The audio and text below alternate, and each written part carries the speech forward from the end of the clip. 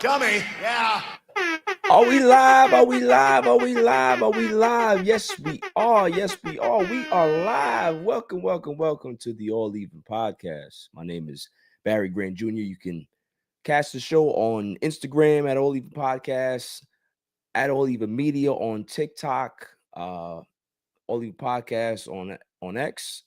You can listen to the show on Apple Podcasts, Spotify, iHeartRadio. I'm all over the place. Go to YouTube, hit that subscribe button, like, share, and comment. Tell a friend to tell a friend because the page is growing. There's no Silent Assassin. There's no Claude. There's no Jimmy. But there is me. I am live on a Friday night. And you know how we get down on a Friday night. So before I even get into any of the topics and all that, hit the music, man. Hit the music. Friday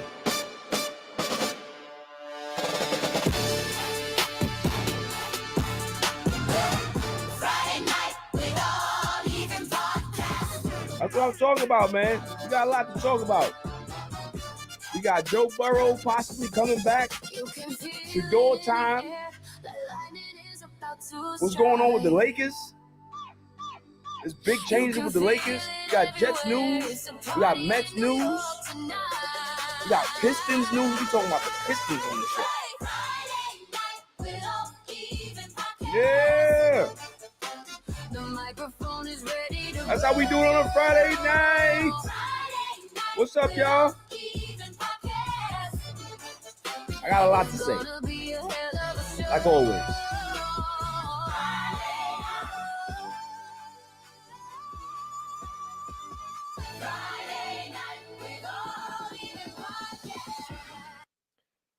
That's what I'm talking about. That's how you start it off. That's how you start off. So like I said, we got a lot to discuss. Anybody want to tell me about Thursday night football? Y'all can. Y'all go ahead. You know, the Bills, they do this, right? They go ahead and they look like world beaters one week, and then they look like they're completely confused one week. They can't protect Josh Allen. They don't know what the hell's going on, right? So, you know, I'm more concerned about Shedeur. I'm more concerned about those Jets. I'm more concerned about other stuff that's going on. So let's go ahead and get into it, man. The biggest news for me, outside of Joe Burrow possibly returning, Shedeur's finally going to get his real shot, right, is the Lakers. What's going on with the Los Angeles Lakers? That's my team. That's my bloodline. Like, I love the Lakers, right? Everybody knows that. Everybody knows me. They know I love the Lakers. What's going on? We heard that Joey and Jesse Buss were relieved of their scouting duties. They are no longer a part of any front office dealings with the organization. They still have their minority stake in the company, but they have been let go. And you know, obviously, there's reporting out there. They put out a statement. Jesse Buss had an interview and he discussed some things that I want to go ahead and talk about as well. He went ahead and talked about just the fact that the writing was on the wall. Like, he felt that this was coming, especially like when the sale went through. He knew that he was probably going to be the odd man out. And he said he felt like this, like, you know, he's been dealing with the health issue over the last couple of years. We don't know exactly what it is, and he doesn't want to disclose that. That's fine. That's his business. But he said that he's been dealing with this health issue since about 2023. And when he returned to the team, everything was changed. Everything was different. Like, you know, Jesse and Joey Buss, like, when you think about the guys that they have really put their finger on in regards to scouting, yo, Alex Caruso, you know, you got Austin Reeves, you have Kyle Kuzma, you have, like, these guys have found some gems in the draft in the second round. So they've been doing the due diligence and really have taken their job seriously within the organization. Problem is when your sister's the boss, she's the governor, and y'all not seeing eye to eye, of course that's not going to go well, right? That's the whole problem. Is that the fact that there was some riff, I don't know what the hell happened. It got to be a power struggle. She had a power struggle with what's his name? Jim Buss. She had a power struggle with him, kicked his ass out, right? And she looked at them like, y'all motherfuckers next. Y'all next, y'all in my way, right? So once Mark Walter got in charge, he bought the team. She was like, yo, I'll stay around, but can you be able to get those other dudes out? Listen, they voted against you, Mark. They were the only ones here that didn't want you guys to be the majority stake owners here. I was fine with it, but they didn't want it. Of course, they didn't want it. They wanted to keep the team within the family. It's been a family-run organization for 40 plus years. But Jeanie Buss really kind of angled her way into pushing her brothers out, and keeping her position and keeping Rob Pelinka's position together. Just dirty. It just feels dirty. You know what I'm saying? And with Mark Walter, obviously, they did this with the Dodgers. They have success with the Dodgers. So Joey and Jesse are out. Jesse hopes to have some type of rekindling with his sister. He hasn't really spoken to his sister in like 5 plus months. They haven't talked to Rob Pelinka. You already know Rob Pelinka is a snake like that. Like, you see, him and Magic went through it, right? So we've seen these things with them. But let's talk about the other side of it. Let's talk about what this actually means for the basketball side of things for the Lakers. You have Mark Walter. He's a guy that's behind the Dodgers, and they have a dynasty that's in place right now.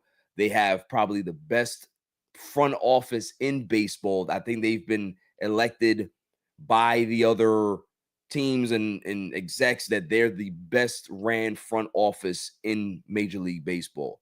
And it shows, right? Their analytic department, their scouting department, their facilities, their biometrics, everything is top notch for the Dodgers to be top tier of where they are. And there's two guys behind that. And I want to go ahead and highlight them because Mark Walter is a smart guy and he hires smart people to do the job. So you always have to make sure that when you are not somebody who's privy or really knows the ins and outs of certain things, you want to make sure you go ahead and hire the right people, right? So Dodgers executives, Andrew Friedman and Farhan Zaidi, they're going to be they're going to be on the advisory role for the Lakers in regards to putting certain staff in place, improving the analytic department, expanding the scouting department. And that's big because these guys know what they're doing. These guys understand the sporting landscape. They understand Los Angeles. They understand what the market is. And this is not baseball where there's no cap. Of course, there's going to be challenges in regards to how they're going to be able to manipulate what the product looks like on the court. But off the court, there is no cap. So they can be able to go get as many scouts and have the biggest departments. They can do whatever the hell they want to do. And that's what I was talking about in regards to when they switched this over, this was going to be the situation with this organization, is that they're going to put the right people in charge. They're going to go ahead and make sure that everything on the front office side of things is going to be running smoothly. You know what I'm saying? So that's pretty much it, right?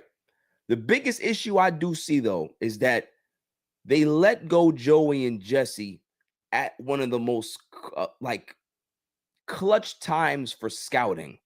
You have the season starting up. There's tournaments right now and all this other stuff. And this is when you want to have your scouts go into these tournaments, go into these games, researching, doing all of these things. And if they don't have their guys there right now doing the business, it's a concern. It's definitely a concern to be able to make sure that you're getting ahead of the curve. You don't want to fall behind the curve, but they do have the resources that if they do fall behind the curve, they can be able to, make up some ground in regards to that because they have the resources, because they know exactly what they're doing. And now I as a Laker fan, I'm excited. I am sad for the Bus family just because they've been around for this long. It's been a mom and pop organization. We know, we love Jerry Buss, rest his soul. Jeanie took it over. She was supposed to be the new Jerry Buss, and that's a lot to deal with. That's a lot of responsibility, and there's too many cooks in the kitchen. She's listening to Linda Rambis. She's listening to Kurt Rambis. She's listening to this guy, to this guy, to this guy. She's listening to Pelinka. Like, it's just too many things going on. And with Mark Walter's like, look, I'm going to keep you in charge, but you better make sure that you make the right decisions. Because if I have to come up here and let your ass go, I will do so. And I will walk you and Rob Pelinka out the goddamn door. You know what I'm saying? So that's the thing, is that she got to make sure that there's this advisory board. There's these board of people that goes over these things and talks about what the plan is, what the future holds, what the short-term goals are, what the long-term goals are, what the medium goals, all of these things. Now they're going to have a trusted team of basketball people that are making decisions. Not just your homie, Linda Rambis, not just her husband that has been one of the worst coaches. And I just get him out. Get him out too, right? Like, that's what you want. You want real basketball people in here. Hell, I ain't gonna lie to you, man. They may have to get homeboy from that used to run Golden State. What's his name? Bob Myers. Get him in here. Get him in here. Get Bob Myers in here. I would love that. I would love that. Because you know what you're getting out of Bob Myers. You know what I'm saying? So I think the Lakers are going to be destination basketball or destination organization for a lot of NBA players, for a lot of guys that are like, on the come up, that say, hey, listen, I want to make sure that I try to see if I can make the Lakers because I want to be Austin Reeves. Like, I may not be able to be LeBron James. I may not be able to be Luka, but I can be Austin Reeves. Austin Reeves is the model that a lot of these guys that are coming out of college that weren't highly scouted, weren't highly drafted, they're probably not going to go the first round or even early second round. They're probably going to get drafted somewhere in the second round. And they're saying, rather than me getting drafted in the second round, I'd rather just be an undrafted free agent and go where I want to go and have an opportunity, right? So that's where I see a lot of the Lakers' resources are going to be able to put in and really be able to help this team go to the next level and be consistent. Because with the new salary cap, with the new CBA, you have to make sure that you have cheap talent that you can be able to manipulate and have under control for a good amount of years before you have to give them max money or whatever it is, right? You have to be able to have roster control, roster flexibility. And with these two guys coming in, yeah, they're not basketball guys, but they are advisors, and they can be able to say, hey, listen, I know a couple of basketball dudes that would love this job. I know a couple of basketball guys that would love this job. I know a couple of great high IQ guys that can be able to really help the Lakers organization be where we want it to be. So let's go ahead and bring those guys in. So I'm excited about it. I'm saddened for the Buss family again. Like I said, I think Jeanie kicked both of her brothers down the steps and looked at Mark Walter and was like, see, yeah, did what you asked. I did what you asked, Mark. You know what I mean? They were the ones that said it. They didn't want you here. I never said that. You know what I mean? That shit. If this whole family drama just feels like an episode of Succession, that's what it feels like. It's sad. It's really sad. But at the end of the day, we as Laker fans, we love to see our teams do well.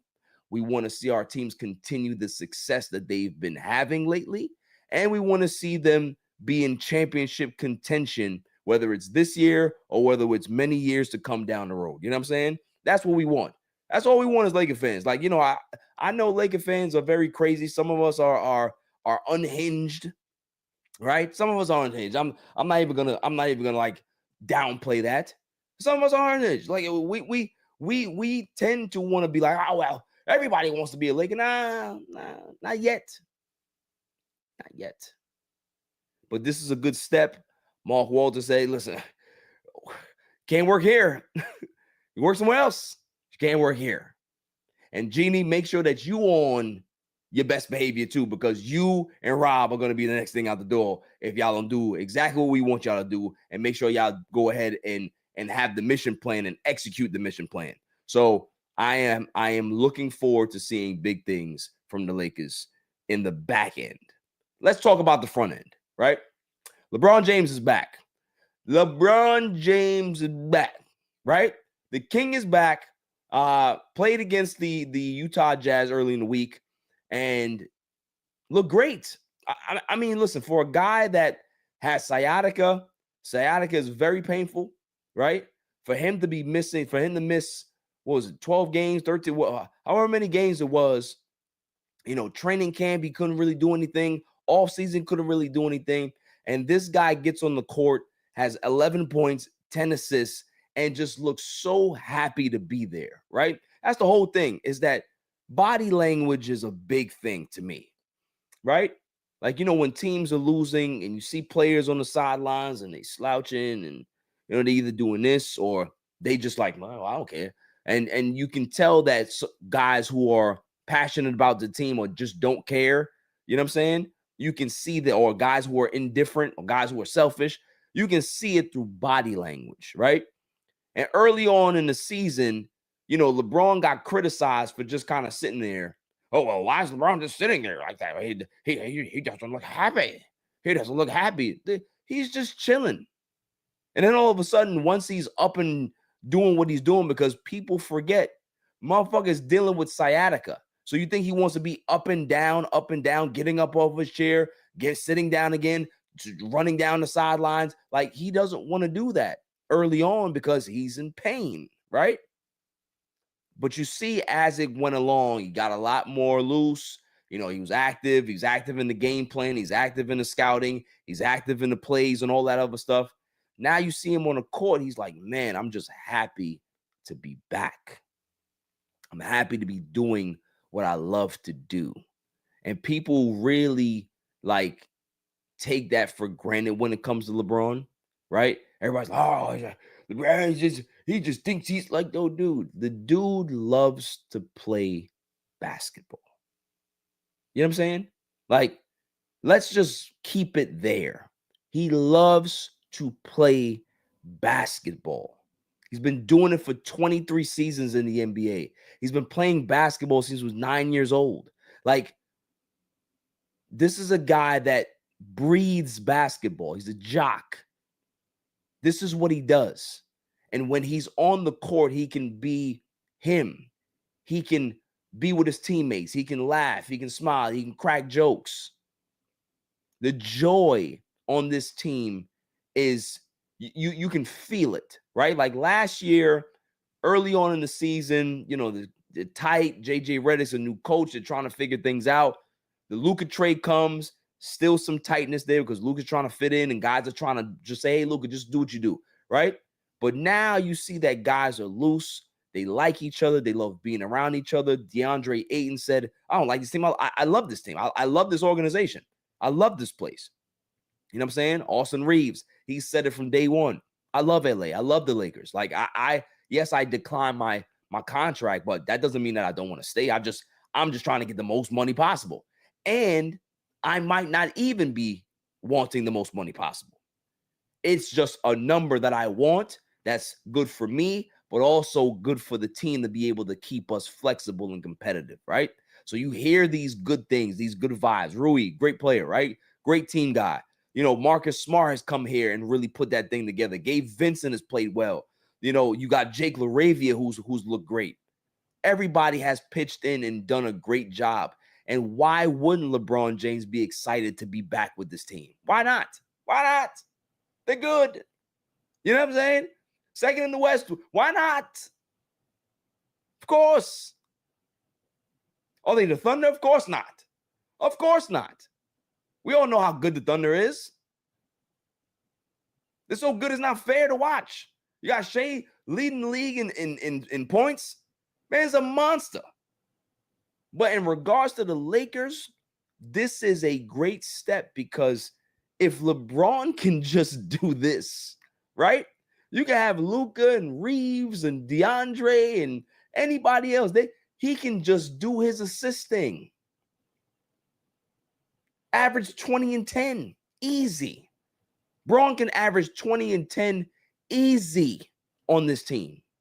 He can get DeAndre 6 lobs a game. He's become a very decent knockdown shooter. Shot it at 40% last year. This is a guy that's going to help this team's basketball IQ go from here to here. And that's what a lot of people don't realize about LeBron. Every hater, he's going to make them worse. Look, he's going to ruin the chemistry. Y'all don't know ball. Anybody that says that a guy that has high basketball IQ is going to ruin the team's chemistry, you don't know basketball. And there's a lot of y'all out there that play it, that talk about it, that commentate on it. Y'all don't know ball.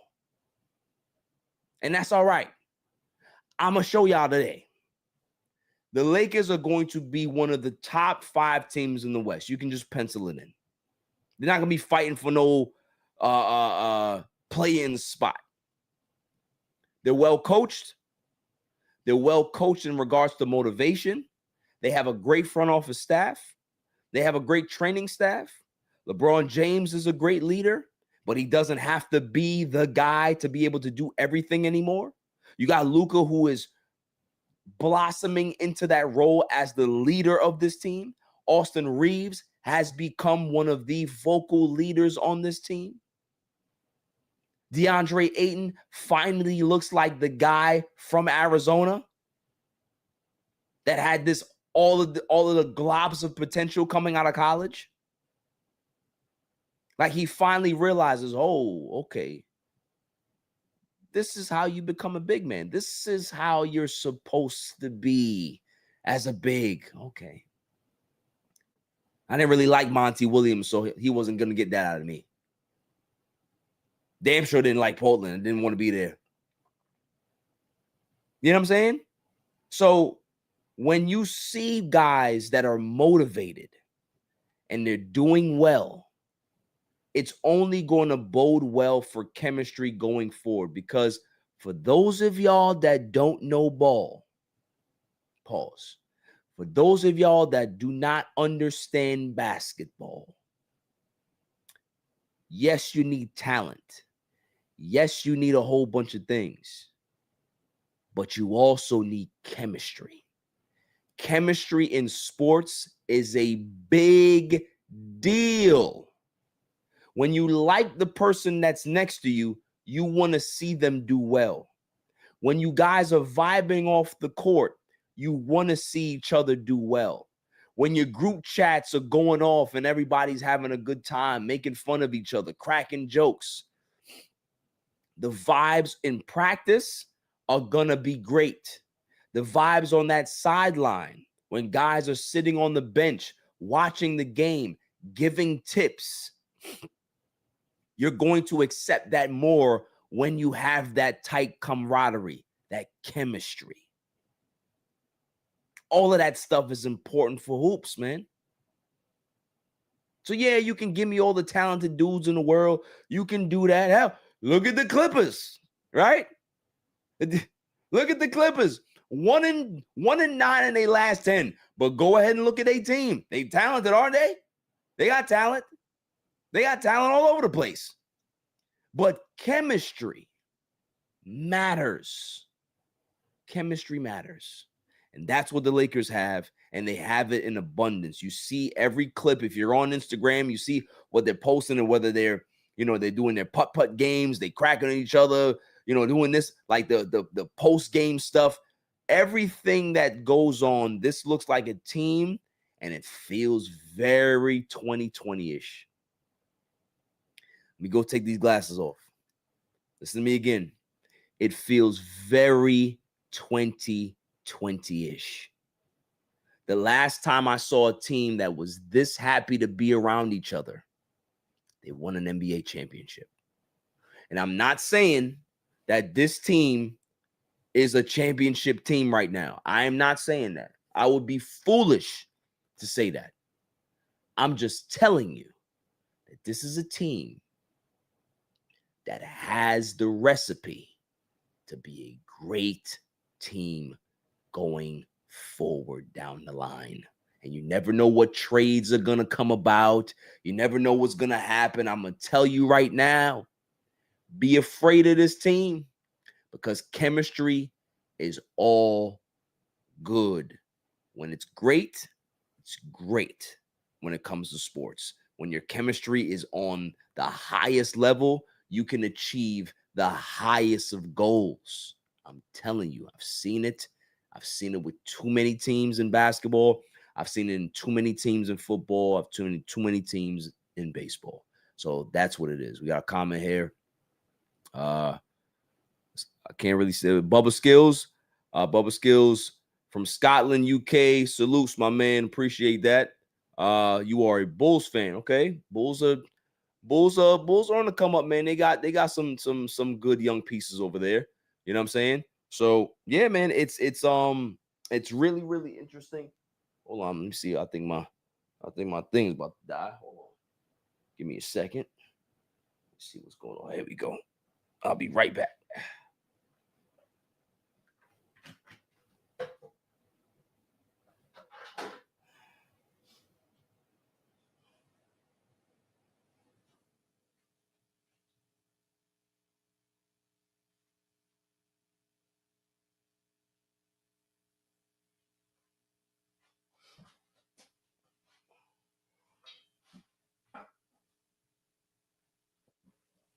Alrighty.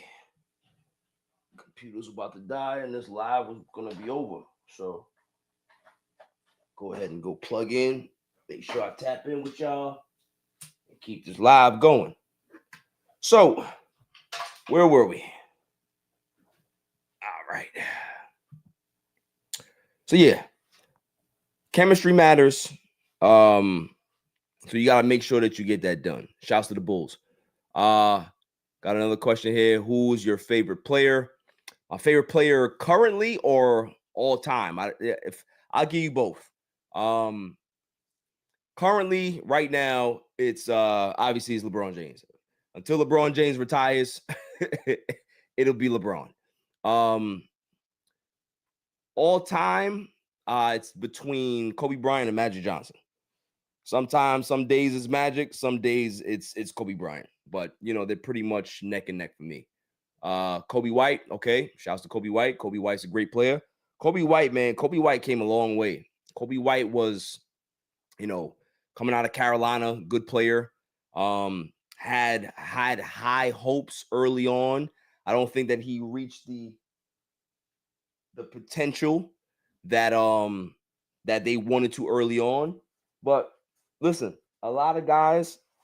it takes a lot of guys some time to be able to figure out exactly how good they are, right?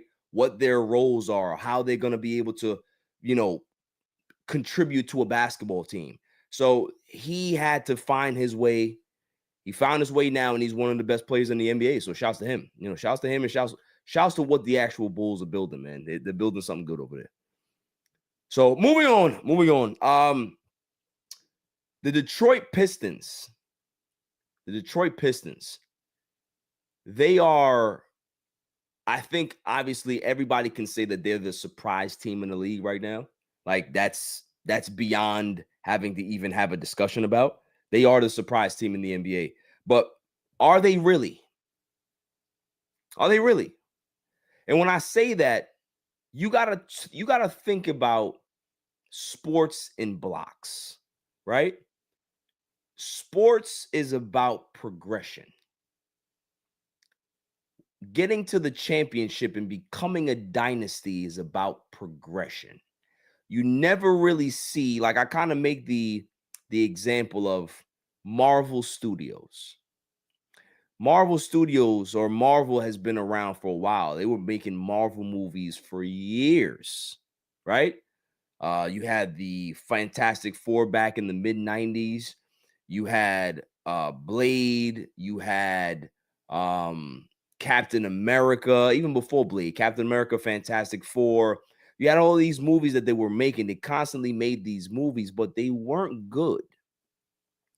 And it takes a while for greatness to happen, right? There's a progression period. You have to go through these low end times. Then you figure it out. And then you understand what you're looking for. Then you understand what you're supposed to be doing. And then you start to see those building blocks starting to get put together, right? And every time you keep stacking these building blocks on top of each other, it gets stronger. It gets stronger. It gets more refined. It looks better. Like, you know, you go from the base of a building and you keep going up, and somebody's like, oh my goodness, I didn't realize that that's actually what was being built. You know, it just looked like rubble. It looked like nothing when you started, but look at how beautiful this is, right? It's a building. It's progression. That's with everything. And the Detroit Pistons over the last 2 years, 2.5 years have been building, right? Even when they went through that 20-game losing streak, it was 2 years ago. Look at the games when they were actually playing those games. Look at how competitive they were in those games. They weren't getting blown out most of those games. They were in those games. They had the talent. They just weren't ready to ascend yet. You had to learn. You had to go through your bumps. You had to get beat up. That's okay. We seen it with OKC. They went through it. Building blocks. You don't want to be, DC. You don't want to just throw all the money at it right away and try to see if you can be able to catch up to something that's been building and now it's an established brand in a machine. You can't do it that way because you have not learned how to lose. Losing is a mindset, but you have to go through it, because once you go through the losing and understand how winning feels, now you can be able to build a winning culture. But if you go straight to the finish line, how the hell did you know how to get there? So when you do start to take steps back, you have no idea how to do so. You have no idea what it's like to say, oh man, what do we do now? Now, we've been here before. We can be able to figure it out. And again, 20-game losing streak. You had all this talent, this young talent. Everybody's frustrated over there. Everybody's starting to question, is Cade the guy? Of course, he's the guy. It just takes time, patience. And on top of that, coach. Shouts to Monty Williams. Like, look, Monty Williams is a guy that I think, in the grand scheme of things, is a great coach, right? He's done some good things in the NBA. Been an assistant coach in San Antonio. He's had some success on his own, right? Got to the NBA Finals with the Phoenix Suns. Like, he's done some things. But that doesn't mean that he's going to connect with every single team that he coaches. And this was never his team to build. What you see JB Bickerstaff doing right now, that's a guy that's saying, look, I don't give a damn how talented you guys are. I don't give a damn what your draft stock says. I don't give a damn where you were drafted. I don't give a damn how much money y'all have. I don't care. But when y'all step into this court, when y'all step into practice, y'all are going to make sure that everybody's accountable for each other. You're going to be accountable for your mistakes. You're going to be accountable for the errors that you make in regards to film study. We're going to go ahead and assess that, and we're going to continue to get better. I don't need no excuses here. Again, I don't need what you make. I don't care what you make. You need to make sure that you are professional and you make sure that you're riding for your dudes that's on this team. And if you can be able to do that, I promise you, we will start to win games. You don't even remember that 20-game losing streak, do you? Nobody does. That team made the playoffs last year. What were they, a 6 seed? Haven't gotten out of the first round since 2008. We get it. But again, it goes right back to that word, progression. You don't want to just jump to the front of the line. You want to go through these lean years. You want to learn, get to the playoffs, get your ass bust, have some challenges, have some really good, close matchups where you can be able to say, man, we almost had them. If we only did this, if maybe I would have did this as a better leader, maybe we gotta figure out why some more tape. We gotta, probably make some lateral moves here and there, right? Or close. That's what the Pistons are. So in a down year for the Eastern Conference, you got the Knicks that looking shaky right now. Jalen Brunson's back. Salute to him. Milwaukee Bucks, we all know what's happening with them. It's literally a clock type of situation. Like, we all know what's gonna happen, man. We all understand. We all understand what's gonna happen. You know what I mean? Like, it's just a matter of time before Giannis says, "Yeah, I'm up out of here, man. I'm up out of here." You know what I mean? Like, I'm not trying to be here too long. I'm up out of here. Progression. They got the best record in the Eastern Conference right now. Can they continue to do this? Absolutely. They can ride the wave this entire regular season. Are they ready to contend for an NBA title? Maybe not. But it doesn't matter. Because what we're seeing is that they are riding for each other. They know that they're good. They know how much they've worked to get to this point, to this stage of the build. They're not at the top of the skyscraper yet. They're not putting on the finishing pieces of the skyscraper yet. Somewhere in the middle. And when you're somewhere in the middle, you can be able to see the bottom, but you can also see the top. The Pistons are coming. And they're going to be one of those teams within the next few years, just like I said some years back. I said Oklahoma City is going to be the team that's going to dominate this league for the next 5 or 6 years. I wouldn't be shocked if the Pistons and the Thunder are doing this in the finals and we create this new young rivalry for years to come. I can see it. But it's about progression. It's about doing things the right way, building the right way, and having the right builder, having the right guy that's putting the blueprint together to build the building, to build the foundation.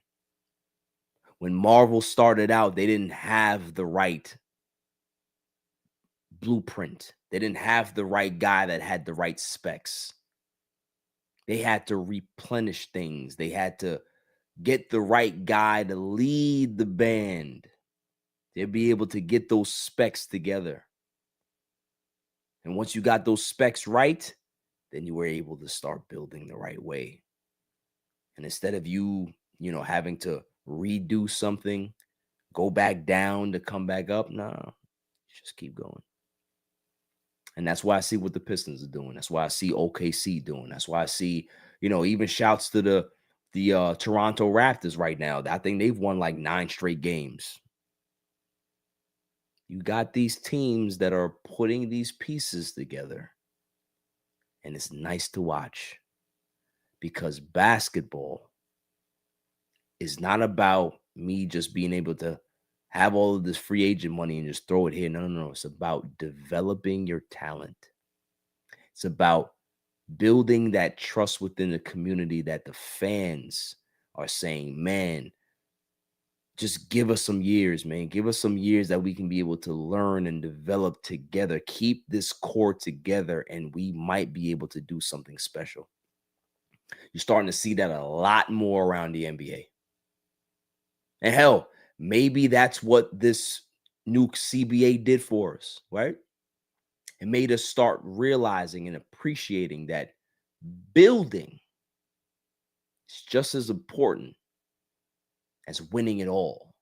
Seeing the progression, going from the bottom all the way to the penthouse. Yeah, you can, celebrate in the penthouse, but you can also celebrate all of the steps that you took to get to the penthouse. So what a lot of people and a lot of fans don't really appreciate. They're always, man, I need a championship. I need a championship. We haven't had a championship in 30 years. How about looking a little different about your team?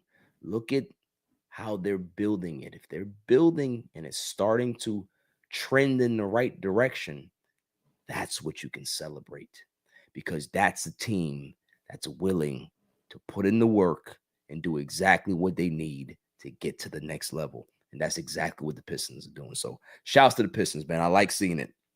As a Laker fan, I hate y'all. As a Laker fan, I hate y'all. As a Laker fan, I can't stand Detroit. Okay? Y'all did some damage to us way back when. Don't like it. Okay?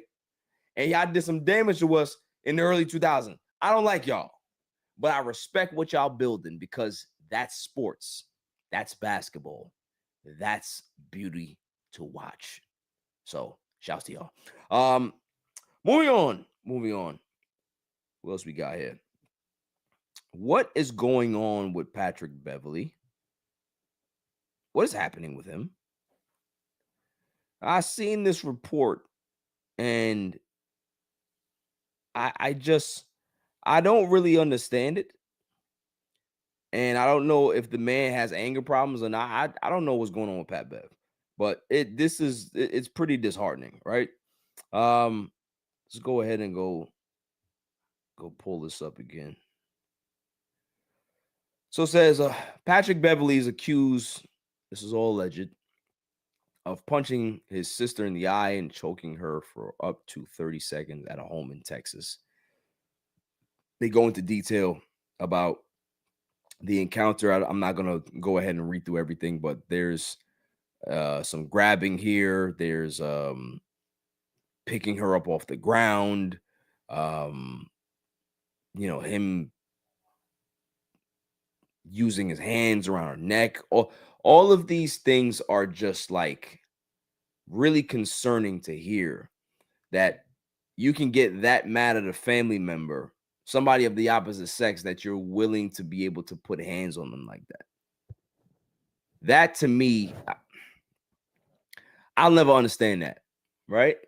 Like, as a man, I'll never understand that. I've been upset with people. I've been frustrated with people. But in regards for me saying that, yeah, I'm going to put hands on you, like, come on, bro. And I don't know if this is true. Even if it's not, there's a jacket on you now, bro. You're going to have to wear this. This is not going to end up well for you if this is true. Because you know how people look at DV in this country, right? And, I've always been a Pat Bev fan, but I'm not a fan of this at all. I'm not a fan of this at all. I'm not going to speak more about it. Need to see more details come out. Need to see what ends up happening. But, hopefully everybody's safe. Hopefully, this young lady is safe and she's not too traumatized by this matter. You know what I'm saying? Like, that's what we want to see. That's what we want to hear. And it's really unfortunate that you can see these guys that are on TV or got a podcast, they're playing pros, and they look away, they present themselves in a way, and then you hear stories like this. It's just like, come on, dude. Like what are we doing? You know what I mean? Like, what are we actually doing? Like, there's never a reason to put your hands on a woman. There's just no reason at all. You know what I'm saying? So just want to put that out there because that's corny. That's like wow, corny. Like, Pat Bev is one of them cheerleading motherfuckers too. He was always like the dude that just talks too much on the court. And respect to him, long career, defensive player, and all that other stuff. But come on, like, dude, like this is below any thing that you've ever done, allegedly. So if it is true, you more than cooked. Fricassee. You will stovetop, like over. Moving on. What else do we got here? Okay. I mean, we do have relevant news of the week. Do we want to do that? Or we'll just go into, you know what? Let's go ahead and just go into NFL. So again, I didn't really watch much of Thursday night football game. I did see the outcome. I did look at the box score. I did look at postseason, post game stuff. Yeah, I mean, the Bills are just this enigma that you can't really figure out, right? There's some days where their offensive line looks good. There's other days where they can't block anybody, and Josh Allen is on his back 8 times, right? Are they a championship team? I don't even know if they are. They're not even the best team in their division. Shouts to the Patriots. So I don't know if they don't win this year, if the Bills don't win the Super Bowl this year, or if they don't get to the Super Bowl this year, do you keep Doug McDermott or Sean McDermott, excuse me? Do you keep him? Do you keep him? Because I've been calling for him to possibly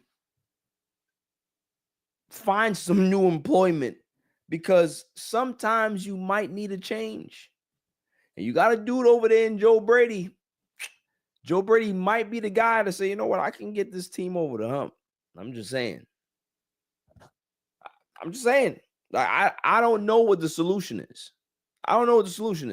But I tend to think that Sean McDermott may not necessarily be the guy to get this team to the Super Bowl. That's all I'm saying. I haven't seen it. They haven't been there. But it's one of those things where it's like, dude, y'all play so inconsistently that you can't be trusted to be able to do anything come postseason time. You just can't. You know what I mean? That's my whole point. Can't be trusted. You can't be trusted to figure it out. So for the Texans, big win for the Texans. They've been I fist my head. They have to keep doing what they're doing. Play great defense. They're one of the best defensive teams in the league, right? Joe Mixon's out for the season. So they're going to have to be able to figure out how they're going to be able to keep running the ball, keep doing things, keep getting decent quarterback play. Yeah. But the AFC is wide open. It really is. You got the Steelers, you got the Ravens, you got the Bills, you got the Patriots, you got the who else you got? You got the Chargers, you got the Colts. It's wide open. You have a lot of teams. Jaguars, I didn't even talk about the Jaguars.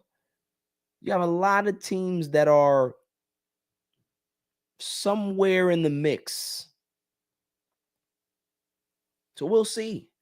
But the Bills, they just don't look like a team that screams contender, like serious Super Bowl contender to me. But then again, no team in the AFC really does. Everybody told about the Patriots. Patriots are great. They look great. They have a great young quarterback. Drake May's good. But are they going to go from what they are to go to the Super Bowl? I am not one of those people to say that. I'm not gonna be the dude that's like, oh, show the pictures. Yeah, man, nah. I gotta see it first. I gotta see how they continue to progress. I gotta see what December looks like, how they handle that, getting to the playoffs, getting through the first round, all this stuff. I need to see if they can be able to do that. But again, I'm not looking for that because why? Progression. They got to one point. Now they're at this point. Now everybody's like, oh, they should be a Super Bowl. No, there's a progression here. Y'all got to relax. People never they don't want to appreciate the steps. They just want to get from start line to finish line. It's just, come on now. There's more to sports about that. There's more to the Patriots than just putting all of this Super Bowl pressure on them. I don't think that they're there yet. I really don't. Moving on. Joe Burrow is officially listed as questionable. Now, the question is, do the Bengals decide to go ahead and let him play? Here's my opinion. Here's my soliloquy. Here's my synopsis. No. Maybe the Bengals want him to play. And I'm sure they do. But if I'm Joe Burrow,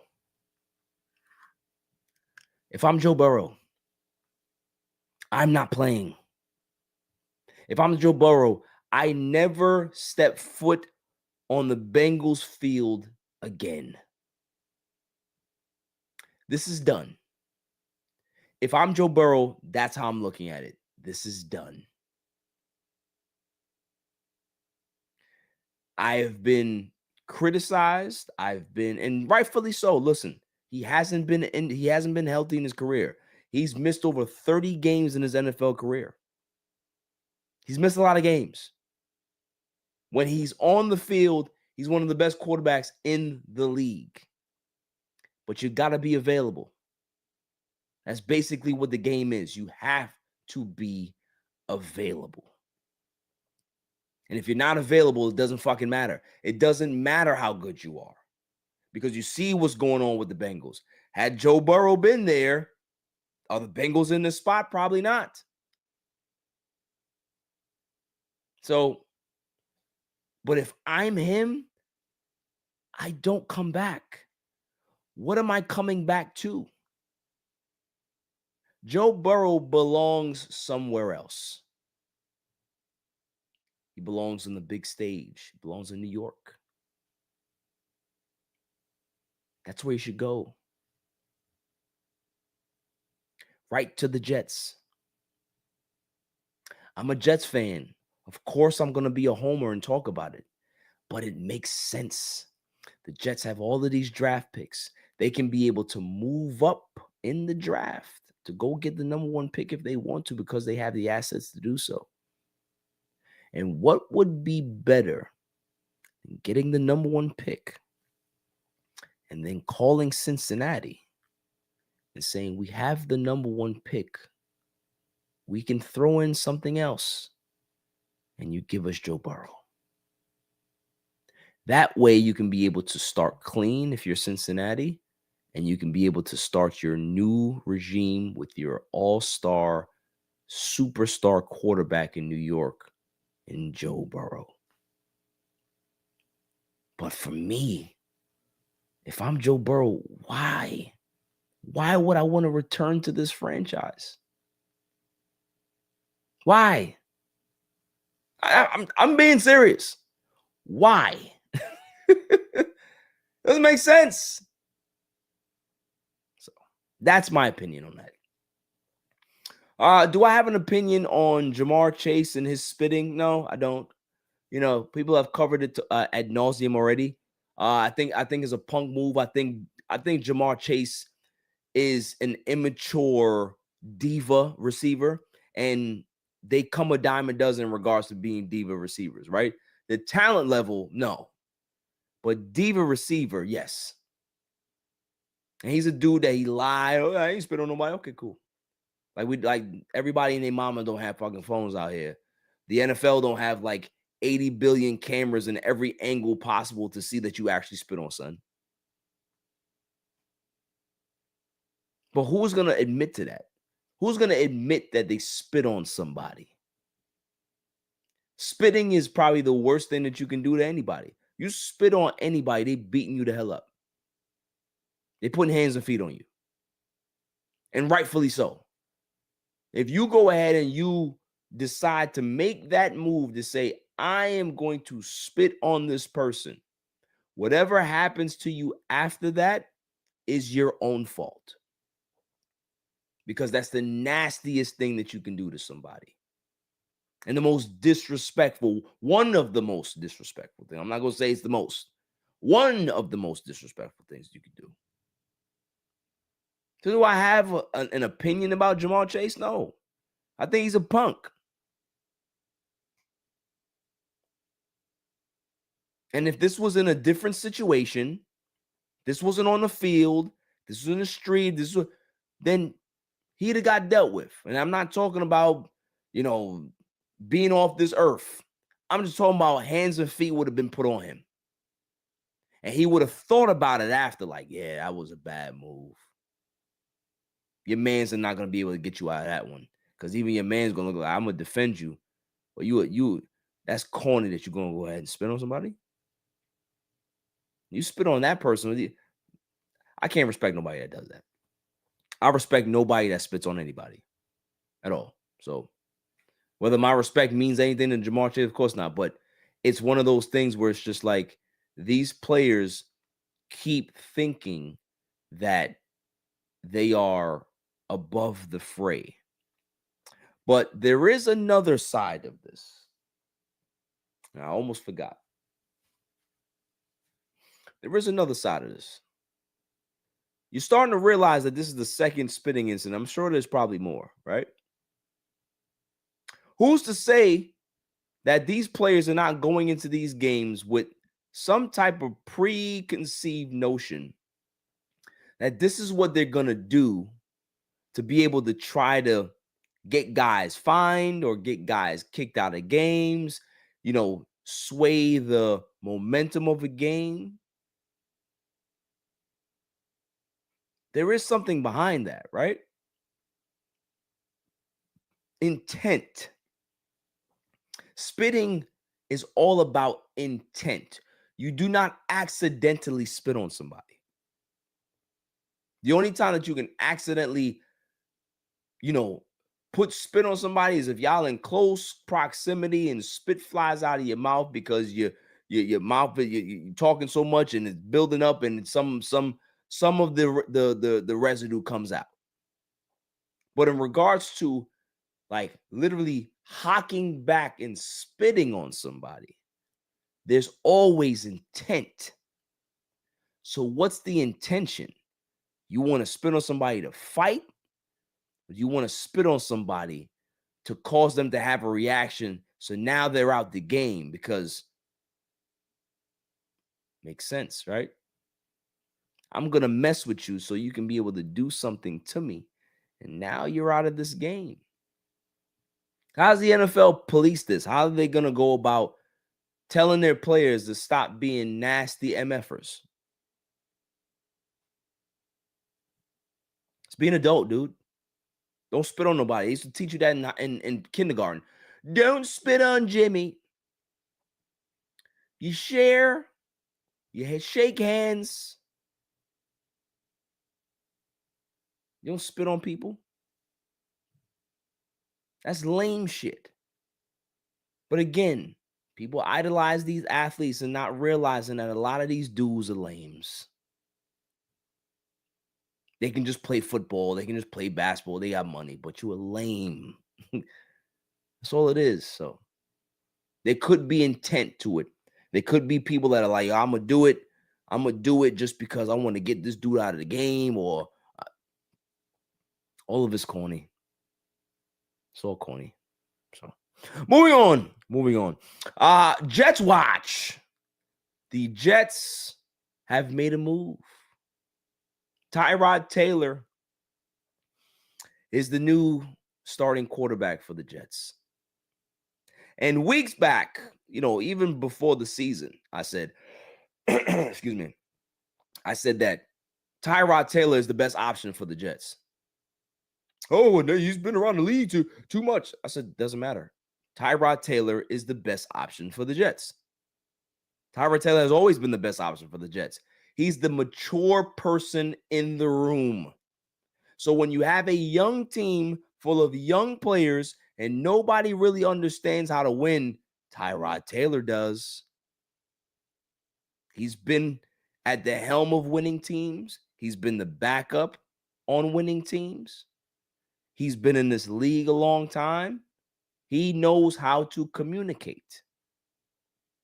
So why wouldn't you want to play Tyrod Taylor? That was my whole thing. Don't play Justin Fields. He's trash. He's not good. There's no part of Justin Fields that's good. No part. So because of that, you start the adult in the room. You don't start the kid that can't play. But Aaron Glenn went ahead and did his thing. And we saw exactly what had transpired, right? You'd be in the second quarter, didn't watch the game. You go ahead and look at the box score, right? Go look at the score and the stats. He's 5 for 7 for 12 yards late in the second quarter. That's Justin Fields. He doesn't see the field well. He's not a quarterback right now. He's not an NFL quarterback. He may be a quarterback in the XFL. Maybe a quarterback in the CFL, Arena League. He is not an NFL quarterback. He's just not. Face the facts. But here's the catch-22. I was saying all of that stuff because I wanted the Jets to have some semblance of success, right? Maybe be competitive, but lose. Well, I've changed my mind. I know that Tyrod Taylor is the best option. I understand that he's the adult in the room. I understand that he has winning in his background, experience as a starter, as a backup. I know he knows how to communicate. All of those things are true that I just labeled and just stated. But I want the Jets to get the number 1 pick. So keep playing the bum-ass quarterback. Put Justin Fields back in here. Get Josh Fields back in here. Because I don't want the Jets to start getting confident where they start racking off 2 straight wins like they did a couple of weeks ago. I don't want that. They need to be worse. The number uno. That's what I want. Overall number 1 pick. I don't want 2. I don't want 3. I don't want 4. I don't want 5. I want 1. I want the best player in the draft. I want the best, whoever the best quarterback is, that's who I want. So I don't want no confusion here. So keep playing Justin Fields. Keep being bad. Be as bad as possible. We don't care about trying to progress right now. No. There's time for that. You can do that in year 2. We don't need that right now. We need you to bottom out and bottom out as much as possible. I don't want Tyrod Taylor winning no damn games because if they go ahead and be competitive with the Patriots on Sunday, I'm not going to like that.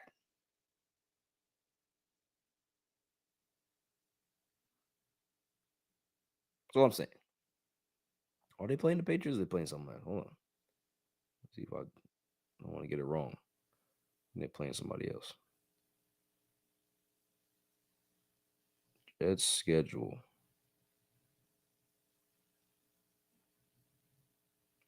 They are playing. No, they played the Pats, excuse me. Yeah, they're playing the Ravens, excuse me. So they'll play the Ravens. They need to lose to the Ravens, okay? And lose bad.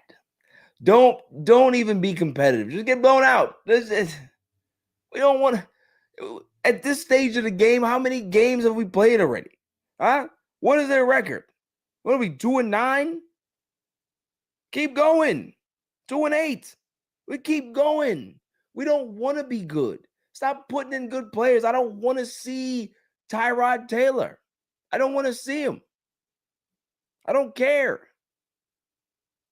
I'd be upset if they find a way to beat the Ravens. I don't want that.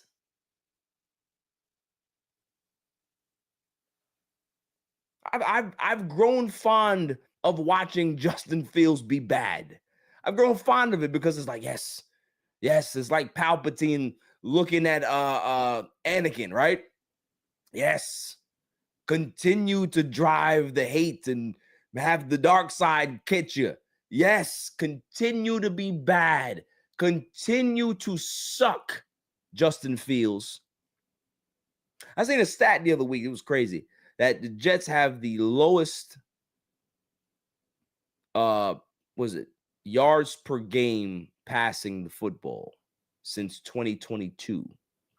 You know who was the team that had the lowest passing in 2022? It was the Chicago Bears. You know who was the quarterback in Chicago in 2022? Justin. It was Justin. Yo, pack him the fuck up. Pack him all the way up. Whoever signed his ass, was it Muji? Man, if you don't draft well, you will never live that shit down to me. There was so many other quarterbacks that you could have got.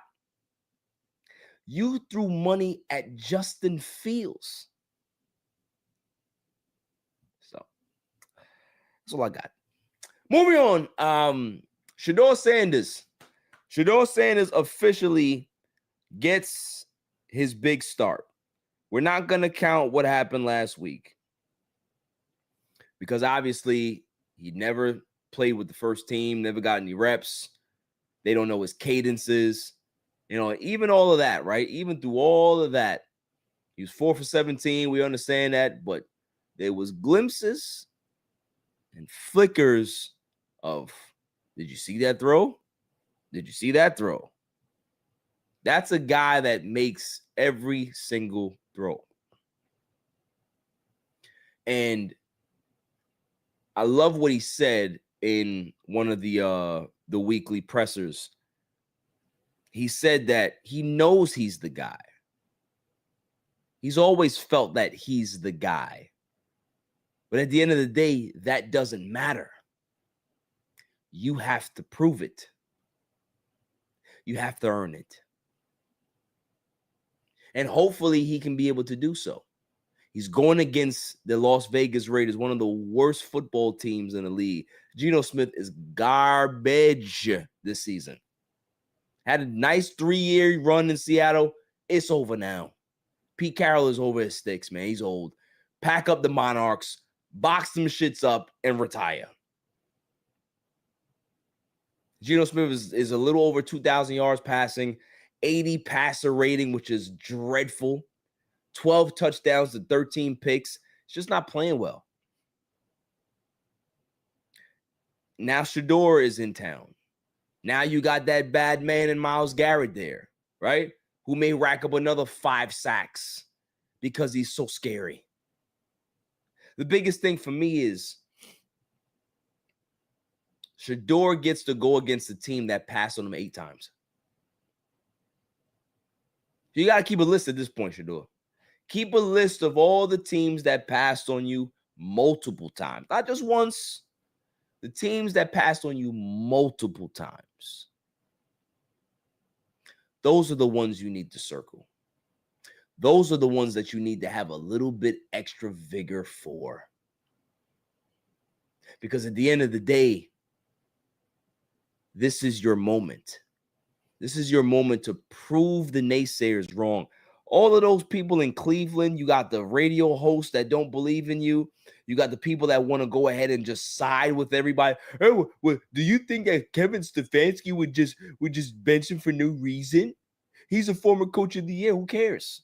What does that mean? The fact that he's a former coach of the year would make me even believe that even more. That because you think you know what you're doing, you're not going to go ahead and play this kid. Dylan Gabriel can't even throw 5 out screen passes when healthy. But you want to tell me that somebody like Kevin Stefanski looks and says that he gives us the best opportunity to win games? And you want me to believe or trust in that? Anybody got time for that? You know what I'm saying? Like, who do you think we are? We're not that stupid.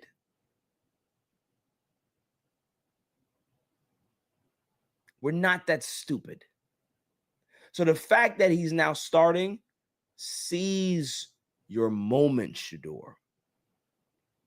You have so many people, including myself, rooting for you. I want you to seize the moment. Play well and never give back that fucking job. Make them realize how many teams passed on you. Make them realize the mistake that they made. Because that's life. You can be somebody's trash and somebody's treasure. But with the person that makes you their treasure, you make sure that you never, ever let them down. Because when you go ahead and you succeed, all those other people that looked at you as trash, they will go ahead and have amnesia. I knew he had it the whole time. I just, maybe it was just, certain situations. Oh, well, I heard reports, maybe those reports were wrong, of course. It's always like that. You're always going to get guys that say, well, I knew Tom Brady was going to be good. No, you didn't. No, you didn't. Yeah, I knew Dak Prescott would. No, you didn't. So I knew Lamar Jackson would. No, you didn't.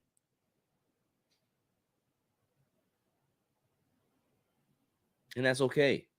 Stand on it. Don't walk it back. But Shedeur, your job now is to make them walk it back.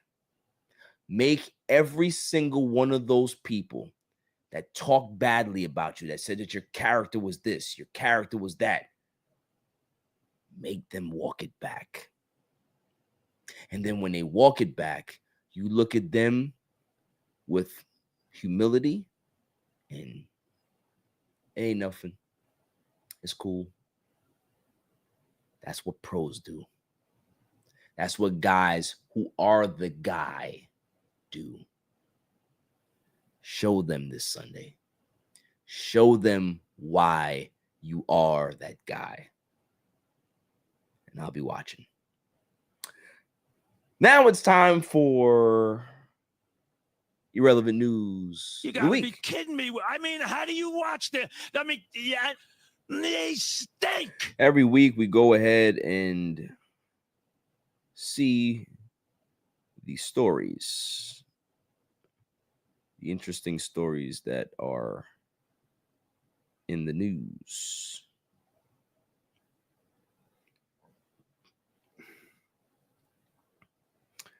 A male guinea pig named Randy broke into a female-only enclosure and impregnated all 100 of them. Yeah. I mean, look, if you were Randy, what would you do? You broke out of wherever the hell you was at. They probably you haven't seen a chicken mad long. They got you in there just running on a wheel, eating this dry ass food, stupid ass water that's just sitting there like settle water. It's not even like the drip water, settle water. You break out your enclosure and like, yo, I have never been around so much yams in my life. He was like, yo, I stepped into guinea pig hedonism. Yo, my man was like, yo, this is crazy. Yeah. Porno shoot with all of them. We love it.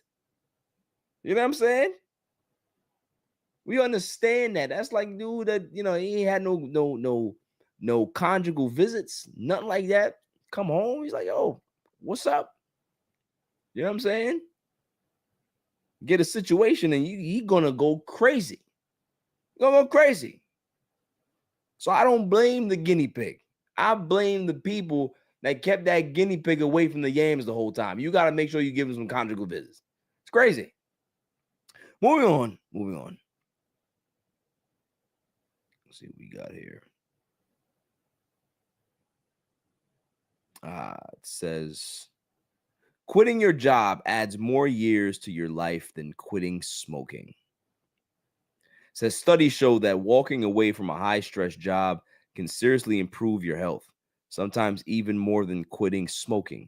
Ditching a toxic work environment can lower the risk of heart issues, help your body recover, improve sleep, and boost your immune system.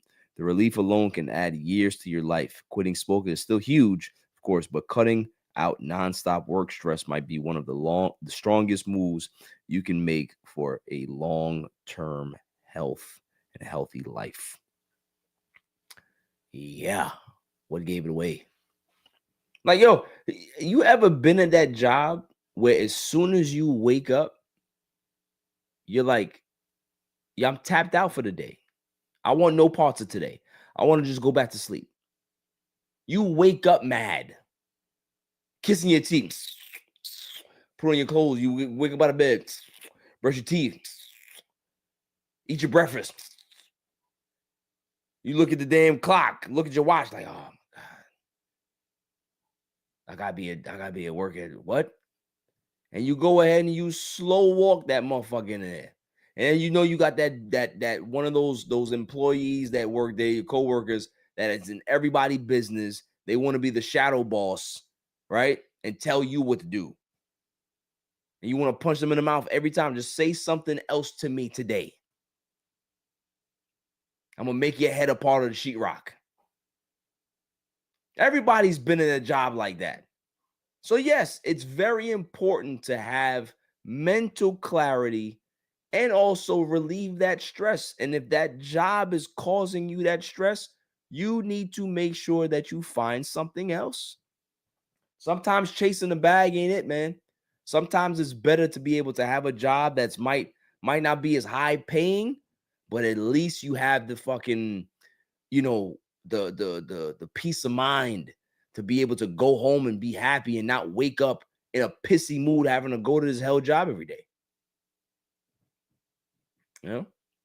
I see when Silent Assassin comes down here, she dragging ass. Like they don't come down here and look like you don't want to show up to work. No. You come through those doors and you're happy to see everybody. That's the environment that the All Even podcast does. All Even Studios provides.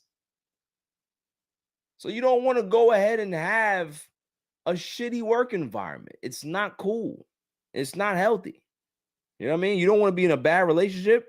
You get rid of her ass or his ass, and you don't want to be in a bad relationship in your job too. You get rid of that job. Get rid of it.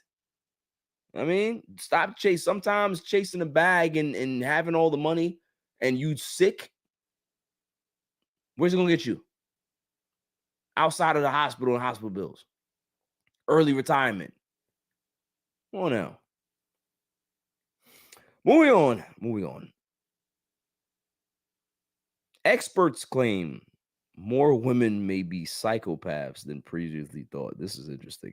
Dr. Clive Body highlights that women are often underrepresented in psychopathic research. Or psychopathy, excuse me. That's possibly due to social biases. While past estimates suggested that men outnumber female psychopaths 10-1, his work using the LSRP shows traits are more evenly spread. About 1% of men meet the full criteria, but 23% show concerning traits, while 12 to 13% of female white-collar workers display similar tendencies. Interesting. So you're trying to tell me that there's female Ed Geins out there? Yo, I wouldn't put it past it, bro, honestly, because you got some of these chicks out here. I ain't gonna lie to you, man. Like, they are fucking nuts.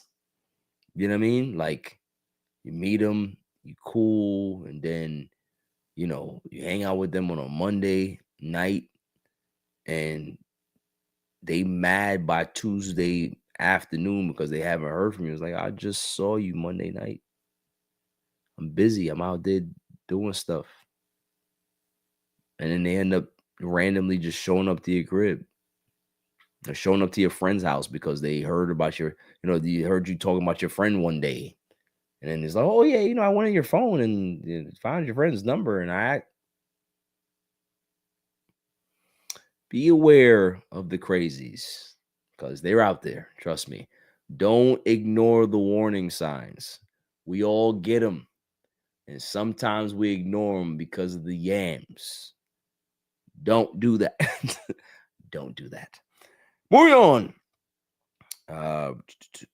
Stuart Scott got a 30 for 30. I can't wait for that. That's gonna be great, man. Stuart Scott was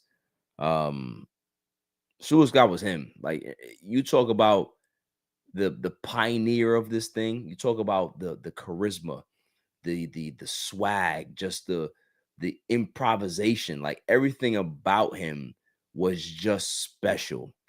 And taken away way too soon, the aggressive cancer that he had, man.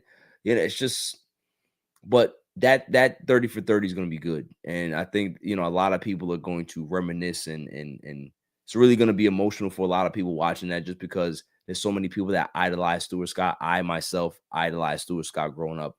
And, it's going to be good to see how they put everything together, kind of detail his life and his career and all that stuff. So I'm looking forward to that, man. It's going to be great. New Teenage Mutant Ninja Turtle live action film is in the works. Absolutely. I can't wait for this. So we're probably, it said cancel projects aside, Mutant Mayhem 2 is still set for 2027. So yeah, we might be getting a Teenage Mutant Ninja Turtle movie very soon, which is good. I like that. They're saying that John Bernthal will not return as the Punisher for Born Again Season 2. But they're saying that because he's doing his own standalone thing. He's in the Spider-Man movie, so he got a lot of stuff going on, man. It's just that's my man, so I can't see nobody else playing Punisher. Like, even if come on, figure it out. You know what I mean? It's crazy, man.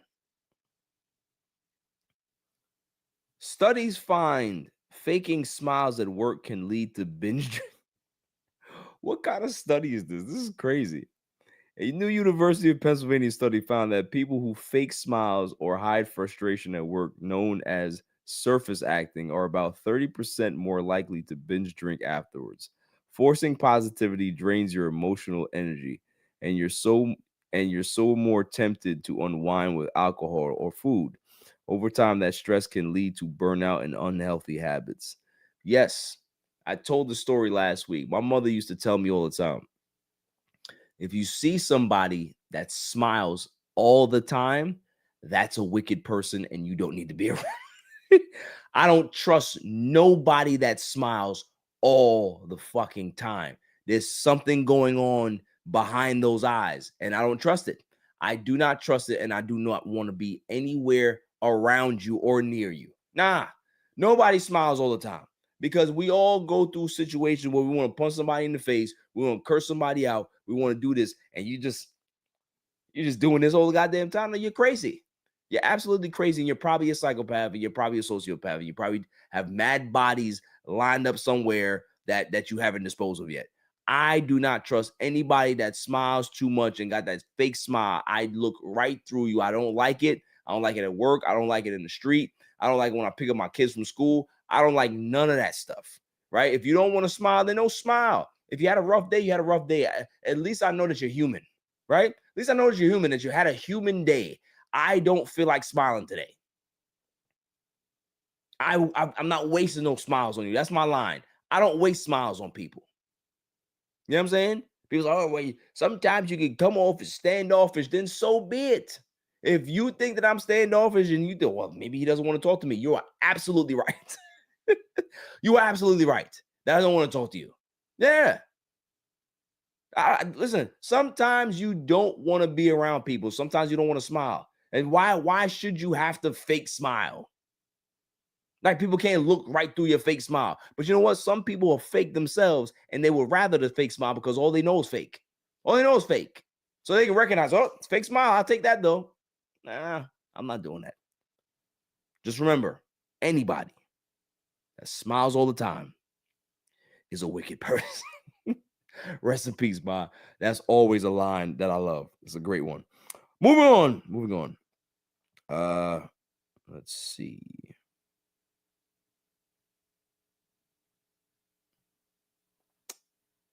Oh, this one here. This is an interesting one. I live in New York, right? So, we have bodegas all over the place. Bronx, Manhattan, Harlem, Queens, Brooklyn, even Long Island. And you know that you're in a great bodega when there's a cat sleeping on the bread. You know what I mean? Like if you go into a bodega and there's no cat there, then you know that there's some rats around because the cat's gonna keep everything in play. They're gonna keep all the rats and the mouses in check in that bodega, right? So you're not gonna see nothing crazy in there. But if you don't see no cat on the bread, you're gonna have to question what's going on here. Like what type of business y'all running? I can't trust none of the products that y'all got here. Where's the cat sleeping on the bread? I need to see 1 or 2 cats that's sleeping on the Wonder Bread on one side, and you got the other cat sleeping on the wheat bread on the other side. It's needed. For you guys that don't have bodegas in your neighborhoods, this don't apply to y'all. But for people who do have the bodegas, make sure that you tell the bodega owner if they don't have a cat, yo, my man, this would be a lot more trustworthy establishment if you go get yourself a feline to sleep on the bread. For real. That's it. You need a cat to sleep on the bread for people to feel safe in your store. That's all I'm saying. So that is my irrelevant news of the week. You got to be kidding me. I mean, how do you watch the? They stink. Moving on to the Mets before we close up shop. Mets news. So there's a lot of news that is going on with the Mets right now. It appears that Kodai Senga is going to be traded sooner or later. I'm hoping that it's sooner rather than later because I want to make sure that we have the appropriate time to be able to fill out this roster, this starting rotation, the bullpen, all of that stuff. So if you're going to get rid of him, get rid of him. Because the thing is, I just don't feel that he's mentally equipped to handle New York, right? And doesn't mean he's not talented because he's talented as fuck. He really is. But some guys are just not built that way. Like when you go ahead and you get hurt, a lot of guys don't know how to recover from that, right? Like they tend to like have this block, this mental block that they can't get around the hurdle. Man, I got hurt. I never thought that I'd get hurt this bad. Okay, well, now you have to work yourself back into shape, into mental shape, into physical shape to get back on the field. He couldn't do it. And maybe he can do it, but maybe he can't do it here in New York. If he's in Cincinnati or Milwaukee or some low-end market team, then maybe he can figure it out because there's no pressure on him to do so. This is New York, man. You can't have 2 straight years of not being active or not being consistently on the field, and you think people are going to be able to say, yeah, we want that. We're gonna trust that to be back into our rotation next year. It ain't gonna happen, bro. It's not happening. So I'm looking to see if they can be able to get rid of him. That'd be fine. Excuse me. There is some news. They had some tenders and some non-tenders. So they tendered Francisco Alvarez. They tendered Huascar Brazovan. They tendered Reed Garrett. Tendered Tyler McGill.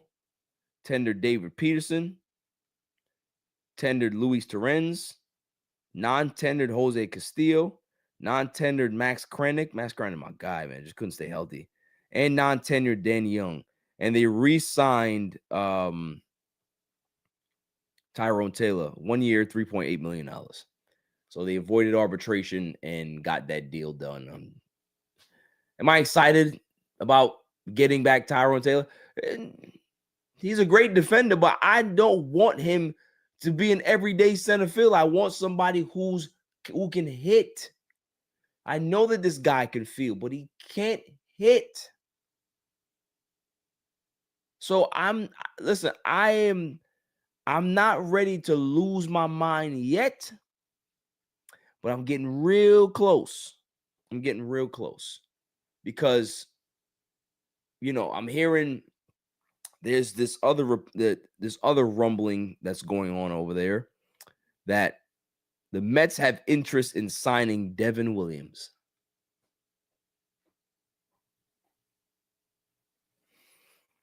This reminds me, not as extreme, but it's a Frankie Montas situation. Devin Williams did not pan out for the Yankees. The Yankees probably don't want his ass back because he was not as advertised. Why then would we pick up a guy that played in New York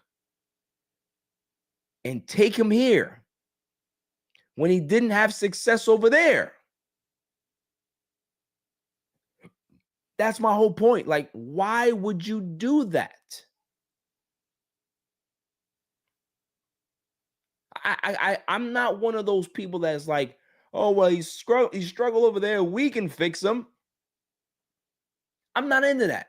I'm into a guy that had a great year, no matter where he's at, and then you can be able to go ahead and you can add to that. Not some reclamation project. I'm done with those.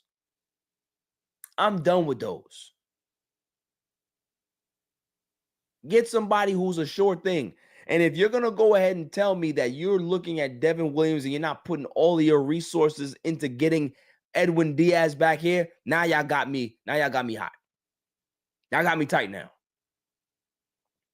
Because the rumor is that the Mets are mulling the opportunity to sign Diaz and Williams and head up their bullpen. So that's their problem. Their wish list, their dream.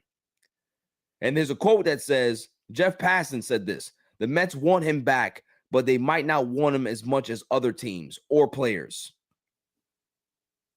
So you want him, but you don't think that he's a priority. Okay, cool. So then when he goes to the fucking Dodgers, you're going to go ahead and see what the problem is. When he goes to the Padres, you'll go see what the problem is. When he goes to the Red Sox, you'll go see what the problem is. When he goes to the Phillies, you'll go see what the problem is.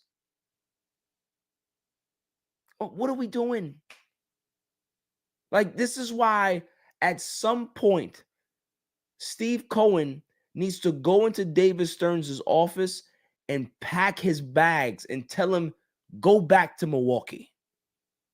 Take your ass back there because you can't handle it here. I don't want some cheap bargain bazaar GM president that can't figure it out how to put together a contender here on the field, not in the minors, not in the prospects and the international draft and all this other shit. Who is on the field to compete for the 26? Who are the 26 players that you have signed that's going to get us a chance to win a World Series? I got nothing. I really don't. There's rumors that Brandon Nimmo might get traded. Don't trade Nimmo. Trade McNeil. Get his ass the F out of here. Okay? Get him gone. Trade Sean Manaea. Get him out of here. Sign back Edwin Diaz. Sign back Pete. Go get a Cody Bellinger. If you want to go ahead and make a trade, I seen a trade. My good friend Brian, shouts to Brian. He went ahead and sent me an article saying about Corey Seager. I can see that. Right? If it's right if it makes sense, I can see that. But it's about how much money they're going to pay, how much the Rangers are going to go ahead and eat, like who do they want. All of these things make sense. And the thing is with Corey Seager is that he's a guy that he's had some injury concerns over the last few years. His first year in Texas, I think he played like 140 games, 150 games. But every year after that, he hasn't got back to 130 games. So it's one of those things where I'm concerned because I want to make sure that this is a guy that we can be able to trust going forward long term. He's making $32.5 million. So because he's making $32.5 million, I want to make sure that this is a guy that we can be able to rely on. And he's not that versatile either. So where are you going to put him? You going to move Lindor to second? But nah, bro. Like, he's going to play third? If he can play third, then okay. So we'll see. We'll see. Moving on. Who else do they have in regards to the Mets? Yeah, there's a lot of talk about Akamoto, you know, the infielder, good first baseman, good defender. It's a guy that is really, really talented, and I hope that we can be able to get him. The pitcher as well, what's his name? Imai. See if we can be able to get him too. So I'm looking forward to what the Mets do, man. Whether they're gonna strike it in the trade market first, because I would love Byron Buxton to be here. I would love Luis Robert to be here.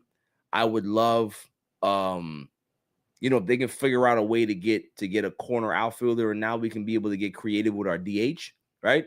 There's a lot of things that they can be able to do, but there's names. If you get a Byron Buxton, oh man, you talking about Ricky Henderson in center field? That's what it feels like to me. That's a Ricky Henderson type of deal that this freak athlete is playing on the Mets. I know Ricky Henderson was like 80 years old when he got here, but he was still great.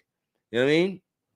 So that's my hope for the Mets. I'm hoping that they can be able to really start putting together some really positive signs of who they're signing, what the markets look like, what the dollars are looking like, what the interest level is. Close in on Edwin Diaz, lock that up.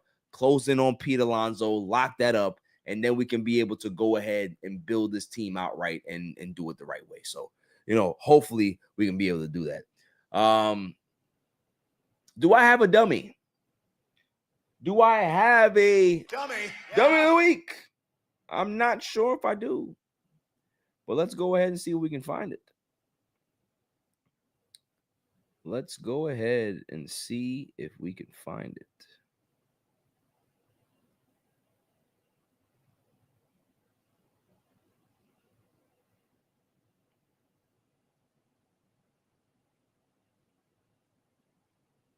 Dun, dun, dun, dun. Dun, dun, dun. Dun, dun, dun, dun.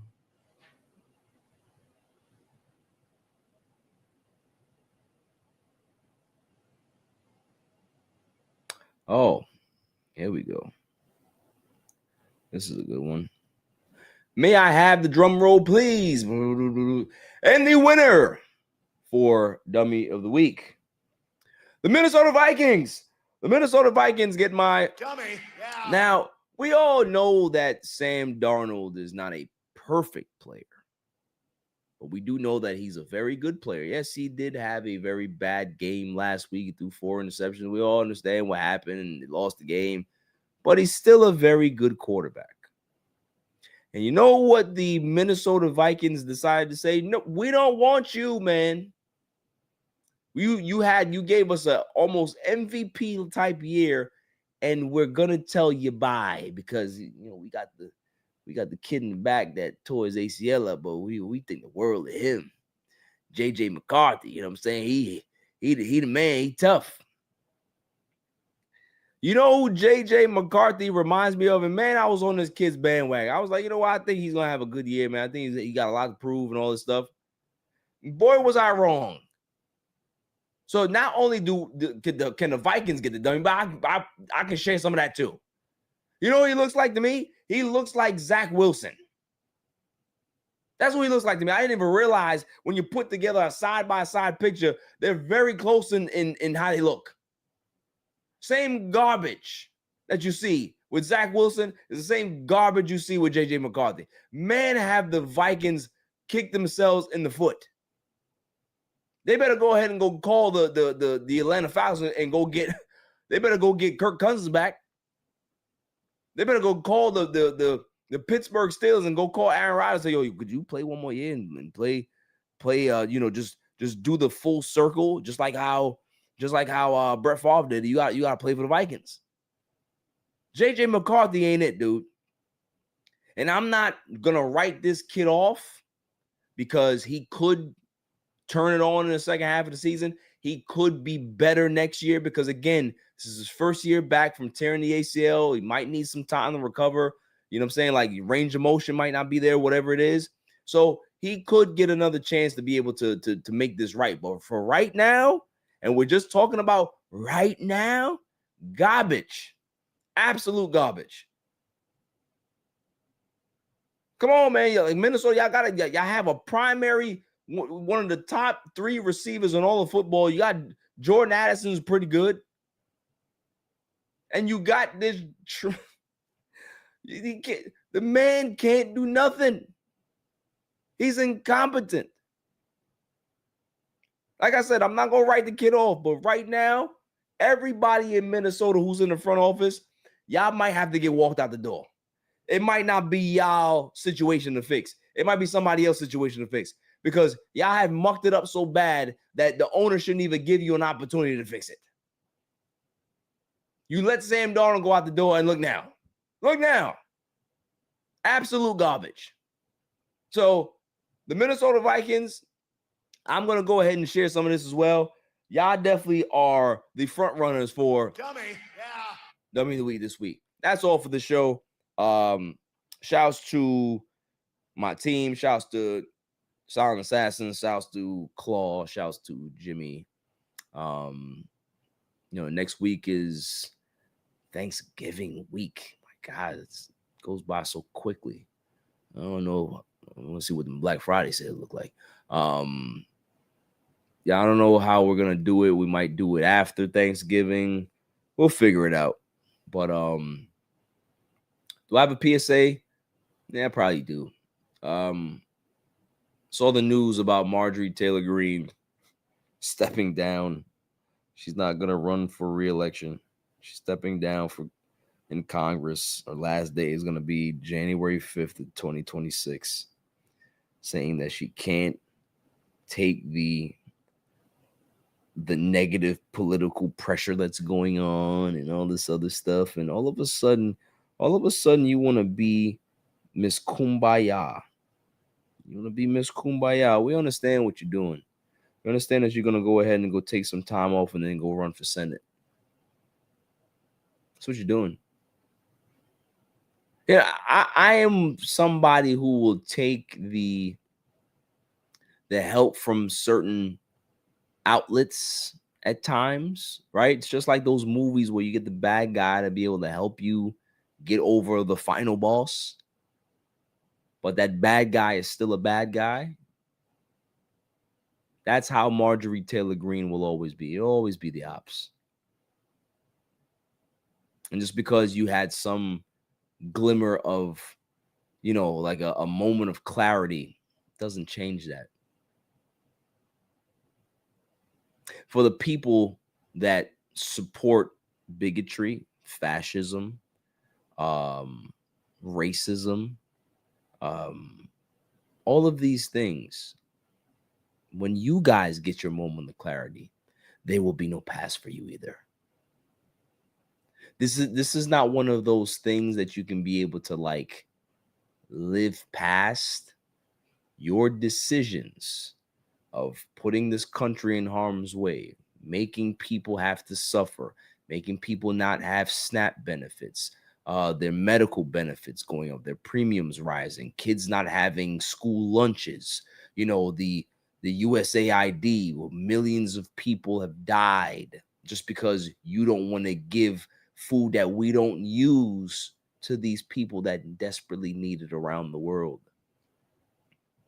You got ICE agents that are going ahead and pepper spraying babies in the street. All because you have a singular focus of, hey, we're trans in schools. Trans in sports is dangerous. What I'm here to tell you is that you're idiots. And whenever you have your moment of clarity, you'll always be idiots. Because you don't care about your fellow American. You only care about yourself. You only care about how you feel personally. And because of that, this is why we're in the state that we're in. This is why you have people that are grifting on one side, grifting on the other side. They're taking APAC money on this side. They're doing this BS over here. You got Trump that's losing his mind. Dementia Donald in the White House. He's looking at Zoran Mamdani like this is his new BFF. Like, what's happening? What timeline have you dropped into? Where people can't think for themselves, where civics has gone out the window. People don't know what the hell to do. They have no idea how government functions. They don't fact check. They just sit down there and listen to one station or the other all day long until they get brainwashed, and what they hear is just nauseating garbage. Does anybody honestly believe that we're going to get the real files released without that being some new document that Dementia Donald is not going to be in? Open your eyes, man. Realize where we are and realize what you guys put in charge. Where you have the Coast Guard talking about, nooses and the SWAT sticker. They're no longer hateful speech things anymore. They're no longer you looked at as hateful rhetoric anymore. No. Are you shocked? Are you shocked that there's an increase in neo-Nazism in America? Are you shocked? Are you shocked that the most dangerous person to be running the streets in America are white males? Are you shocked? Are you shocked that the young 18 or 15 to 25-year-old white men are going to this extreme culture? Nick Fuentes and his Groyper group and all this other stuff. Are you shocked? So all of these things don't seem shocked when they continue to unfold. And when you have your moment of clarity, just remember, you don't get to walk it back. That is a badge of honor that you will wear for the rest of your life. Until next week, stay safe, stay cool. Peace.